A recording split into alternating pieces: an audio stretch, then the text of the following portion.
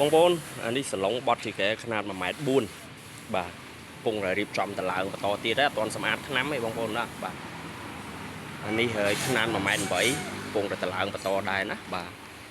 អញ្ចឹងហើយកន្លែងយើងធ្វើផ្ទាល់អញ្ចឹងហ្មងណាបងប្អូនបាទអានេះຂະຫນາត1.2 ម៉ែត្របងប្អូនស្អាតណាពងរៀបចំសម្អាតថ្នាំបងប្អូនណាស្អាតមែនតើណា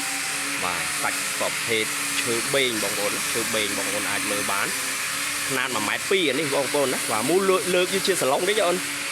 បាទនៅការប៉ាជីងជាសឡុងគឺវាទីអញ្ចឹងណាគេម្នាក់ឯងនេះគឺទលាយល្មមបងប្អូនណាបាទយកទៅគេងមុខផ្ទះក្រោយផ្ទះដាក់អានូតមិនបាច់ចាំដាក់អានូតដាក់អានៀបដូចក្រែផ្សេងទេណាចល័តគេងមុខផ្ទះក្រោយផ្ទះឲ្យបានទាំងអស់បងប្អូនណាប្រភេទឈើបេងបងប្អូនបាទទាញមកទាញជានេះវិញបាទការទាញការប្រើនោះគឺស្រួលណាកូនស្រីក៏ប្រើបានដែរប្រព័ន្ធបូមមានអ្នកទប់ទាំងអស់ហើយក្រែធម្មតាគេង 4-5 នាក់បានក្រែនេះក៏គេង 4-5 នាក់បានដែរបងប្អូនណាបាទនេះຂະຫນាត1.8 ម៉ែត្រយើងកំពុងតែតឡើងបន្តទៀតបងប្អូនណាបាទអញ្ចឹងគឺយើងតម្លៃយើងធ្វើផ្ទាល់អញ្ចឹងបងប្អូនណាអញ្ចឹងស្រឡាញ់ពេញចិត្តចង់បានតាក់ទងមកតម្លៃជជែកគ្នាតាមចិត្តតាមឆ្ងាយការដឹកជញ្ជូនណាបាទអរគុណបងប្អូនជួយ share ម្នាក់មួយហ៎